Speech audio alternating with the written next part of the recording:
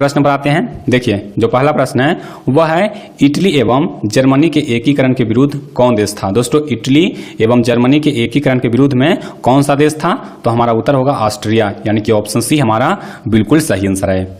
तो चलिए उसके बाद हम लोग दूसरा प्रश्न की ओर आते हैं। देखिए कहता है कि साम्यवादी शासन का पहला प्रयोग कहाँ हुआ। दोस्तों साम्यवादी शासन का पहला प्रयोग कहाँ हुआ था, तो रूस में हुआ था। हमारा उत्तर क्या हो जाएगा, ऑप्शन ए हो जाएगा। और दोस्तों एक बात और कि अगर आपको वीडियो पसंद आता है तो वीडियो को लाइक जरूर करें और चैनल पर नए हैं तो चैनल को भी सब्सक्राइब करके बेल आइकन को दबा लीजिए ताकि आपको वीडियो का नोटिफिकेशन मिलता रहे। दोस्तों एग्जाम में बहुत कम समय रह गया है। और दोस्तों अगर आप लोग पिछले वाले वीडियो नहीं देखे हैं तो जाकर के चैनल का प्लेलिस्ट चेक कीजिए, वहां पर आपको पूरा वीडियो मिल जाएगा जहां से आप लोग बोर्ड परीक्षा की तैयारी बेहतर तरीके से कर सकते हैं। तो चलिए हम अगला क्वेश्चन में आते हैं। देखिए कहता है कि जालियांवाला बाग हत्याकांड किस तिथि को हुआ था। दोस्तों जालियांवाला बाग हत्याकांड है वो किस तिथि को हुआ था, तो हमारा उत्तर होगा 13 अप्रैल 1919 ईस्वी को, यानी कि ऑप्शन ए हमारा बिल्कुल सही आंसर है। अब दोस्तों एक प्रश्न आपके लिए है कि अगर आप लोग ध्यान से इस कांड के बारे में पढ़े होंगे तो इसमें बहुत सारे लोगों का जान गया था। तो आपको ये उत्तर बताना है कि जालियांवाला बाग जो हत्याकांड हुआ था उसमें गोली चलाने का आदेश किसने दिया था। बहुत ही इंपॉर्टेंट क्वेश्चन है, आप लोग इसका जवाब दे दीजिए कि गोली चलाने का आदेश है वो किसने दिया था। चलिए उसके बाद आइए चौथा प्रश्न में। देखिए कहता है कि एल्यूमिनियम बनाने में किस खनिज की आवश्यकता पड़ती है। दोस्तों एल्यूमिनियम बनाने में किस खनिज की आवश्यकता पड़ती है, ये देखिए क्वेश्चन साइंस में भी पूछता है कि बताइए कि एल्यूमिनियम का प्रमुख अयस्क कौन है। तो दोस्तों एल्यूमिनियम का अयस्क कौन होता है, बॉक्साइट, कोरंडम, क्रायोलाइट, ये सब जो है एल्यूमिनियम का अयस्क है। और एल्यूमिनियम हम लोग किससे निकालेंगे, तो एल्यूमिनियम का अयस्क से निकालेंगे। तो हमारा उत्तर क्या हो जाएगा, बॉक्साइट, यानी कि ऑप्शन डी इसका सही उत्तर है।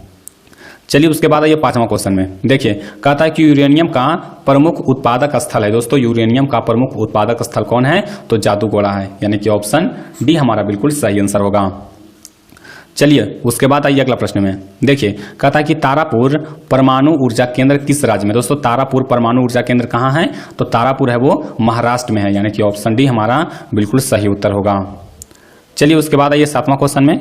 कहता है कि बिहार में संपूर्ण क्रांति का नेतृत्व निम्नलिखित में से किसने दिया। दोस्तों संपूर्ण क्रांति का नेतृत्व किसने किया, तो जयप्रकाश नारायण ने, यानी कि ऑप्शन डी हमारा बिल्कुल सही उत्तर होगा। चलिए उसके बाद आइए अगला प्रश्न में। देखिए कहता है कि भारत में योजना आयोग का गठन कब किया गया। दोस्तों भारत में योजना आयोग का गठन कब किया गया, तो 15 मार्च 1950 ईस्वी को योजना आयोग का गठन किया गया, यानी कि ऑप्शन ए हमारा बिल्कुल सही उत्तर होगा। चलिए उसके बाद आइए अगला प्रश्न में। देखिए नौवां प्रश्न कहता है कि भारतीय रिजर्व बैंक की स्थापना कब हुई। दोस्तों भारतीय रिजर्व बैंक की स्थापना कब हुई, तो देखिए इसका जो सही उत्तर हो जाएगा वो हो जाएगा 1935 ईस्वी को, यानी कि ऑप्शन बी हमारा बिल्कुल सही आंसर है। भारतीय रिजर्व बैंक की स्थापना कब हुई, तो 1935 ईस्वी को हुई। चलिए उसके बाद देखिए 10वां क्वेश्चन कहता है कि महासागर की तली पर होने वाला कंपन को क्या कहा जाता है। दोस्तों महासागर की तली पर होने वाले कंपन को क्या कहा जाता है, तो क्या कहा जाता है, सुनामी कहा जाता है। हमारा उत्तर क्या हो जाएगा, ऑप्शन सी हो जाएगा। देखिए पृथ्वी पर कंपन होता है तो उसको हम लोग भूकंप कहते हैं, लेकिन महासागर की तली में कंपन होता है जिसके कारण क्या आता है, सुनामी आता है, और इसको क्या कहा जाता है, सुनामी कहा जाता है। हमारा उत्तर क्या हो जाएगा, ऑप्शन सी हो जाएगा। चलिए उसके बाद आइए अगला प्रश्न में। देखिए कहता है कि सेफ्टी लैम्प का आविष्कार किसने किया। दोस्तों सेफ्टी लैम्प का आविष्कार किसने किया, तो हम्फ्री डेवी ने किया। किसने किया, हम्फ्री डेवी ने, यानी कि ऑप्शन डी हमारा बिल्कुल सही उत्तर होगा। चलिए उसके बाद देखिए 12 नंबर सवाल बहुत इंपॉर्टेंट है। कहता है कि वाष्प इंजन का आविष्कार किसने किया। दोस्तों वाष्प इंजन का आविष्कार किसने किया, तो हमारा उत्तर होगा जेम्स वाट ने। किसने किया था, जेम्स वाट ने। अगर ये प्रश्न आपको याद नहीं है तो इसको कॉपी में नोट कर लीजिए। दोस्तों इसको कॉपी में आप लोग नोट कर लीजिए, ये सब प्रश्न आपके परीक्षा में आ सकते हैं, तो आपको रिविजन में ये काम देगा। चलिए उसके बाद देखते हैं अगला प्रश्न।